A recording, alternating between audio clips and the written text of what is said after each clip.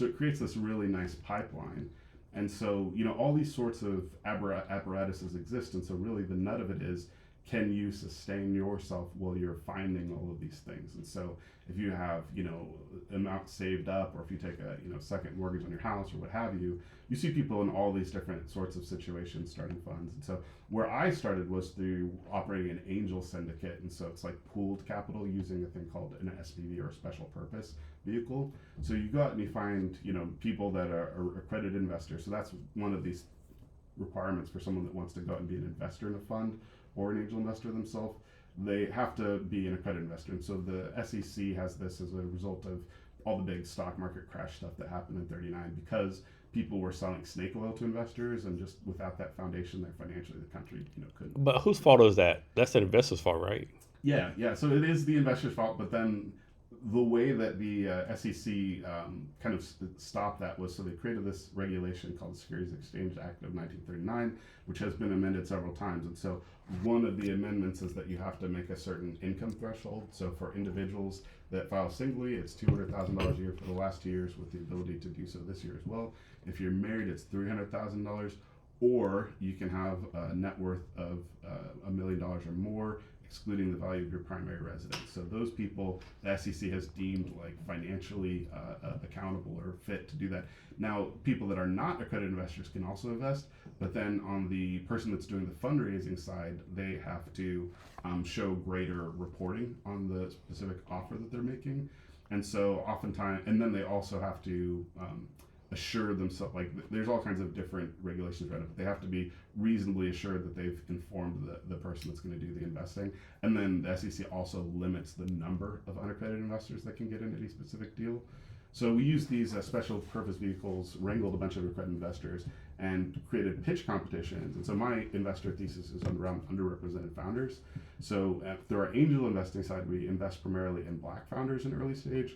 They only get 0.4% of all pre-seed capital out there. Yeah, we're definitely gonna do a deep dive on that later on. Yeah, I got a whole bunch of stats that we're gonna go over. Yeah. So we wrangle the investors too, and so on the investor side, you can be from any walk of life as long as you want to understand how to invest in early stage companies, or if you want to look at private equity as an asset class and understand more about how to due diligence a company. So define underrepresented.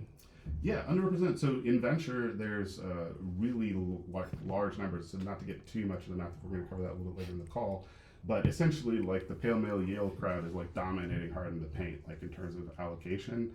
So they get something like 70 to 80% of all venture capital that's out there. And so that leaves not very much for like the rest of the population to fit into in terms of like that 25% box. I think it might even be less than that.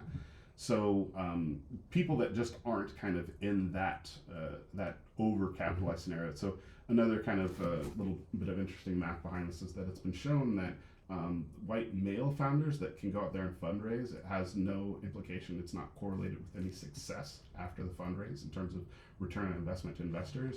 But folks that are like Black, if they go out in there and are able to successfully raise capital, that has a strong indication that they're going to then return on investment. Yeah, that's what I was crazy. All the stats show the more diverse your founders are.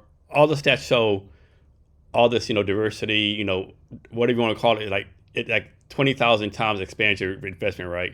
But yet nothing improves. Yeah, because it's fucking like, I don't know, it's like make it make sense, right? Yeah, the hard part, and this gets to the core of kind of like what all the DEI, controversy is today, is that there's been this thing going on, the good old boy network, right? And people want to talk about it in terms of being a meritocracy, but what we're actually seeing in practice, and this is kind of what the statistics show when we're saying that white male founders that raise doesn't have correlation specifically on their returns, is that those people are able to raise on hype and vaporware, and like we see this, right? Adam Newman.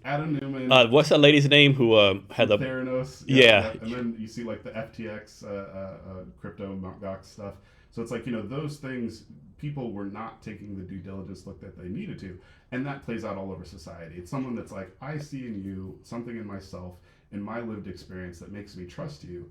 And all of these investments are based off of trust, investments of time and talent and things. Have you seen that meme where they did a meme where like Forbes magazine, like the next great founders like Theranos, Newman, all these great people supposedly, and that all got wiped. Yeah. Yeah. So don't use Forbes to predict the next great person. Right, and so the thing is, you actually have to look, and so what we're seeing is like the lower trust environment for the underrepresented folks that I'm talking about. So people actually look at those founders if they don't outright dismiss them, and so really that's what a lot of the DEI stuff is about. Is hey, maybe don't outright dismiss me for your son-in-law that may or may not have like the skill set you're looking for. Like your gut might be telling you to do something that's stupid financially, and if you're going to put a whole lot of work into due diligencing me, you should at least put that into due diligence in your son-in-law or someone that you think identifies more with your lived experience, and that's just a human thing. Mm-hmm. Like it's homophily or the idea of like people more naturally trusting people that are like them in some way. If you're a mom, you like moms. If you're a dad, you like that.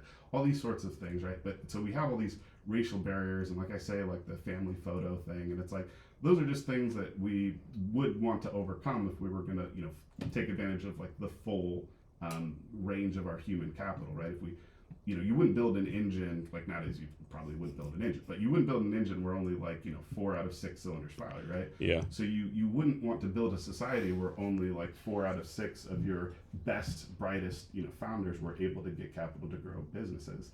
And so, in order to fix this sort of thing, we have to be intentionally breaking down those barriers. And the problem is just the capital is so concentrated up at the Pale Male Yale level, and even people that are not Pale Male Yale, people that are from underrepresented backgrounds that become fund allocators, they're so strongly coerced almost to go along with what they say, because if they take a contrarian hypothesis and they're wrong, the cost of that is so high because they're not able to build that relational capital. Like if they expend it, it's gone. There's not a chance of them getting it back because it's like we already didn't believe in you, and so now that confirmed our hypothesis that you guys don't know what you're doing. And so if in order to break that capital stranglehold, we have to show one, how stark that contrast is. So California passed Senate Bill 54, which was it was a bit of a clumsy attempt, but it was an attempt to get everybody from California that was investing in startups or people that were raising capital from California to report the ethnic and gender breakdown of their founders. I remember that, yeah. And so that would have been some of the first data that self-reported data that we were reliably able to collect on this to demonstrate, how stark this contrast is. Everything else is kind of like combing pitchbook, and I've even seen things where people use image processing to detect, is that a brown person, or is that what's their ethnic background? They try to infer that from, using the Gen AI stuff we have now to do studies. But it's like, if we can, one, shine the spotlight on how stark the contrast is in the funding allocation landscape so that people can assure themselves that, in fact, what we're saying in terms of underrepresented founders not getting the capital allocations that make sense is true. So once people can assure themselves of that, then you can be virtually certain that there is missed opportunity there. But in order to capitalize on that opportunity, you still have to break people's inherent trust in themselves that the person that they think looks like them is going to be, at their level of success in the future. So they have to be moved out of the position to where they are ultimately, not just proximately, but ultimately the people that are making the funding decision through, peer pressure or herd mentality or things like that. So you really need to pool capital for allocators that are not specifically from these, overrepresented backgrounds or not proportionally to population represented backgrounds. So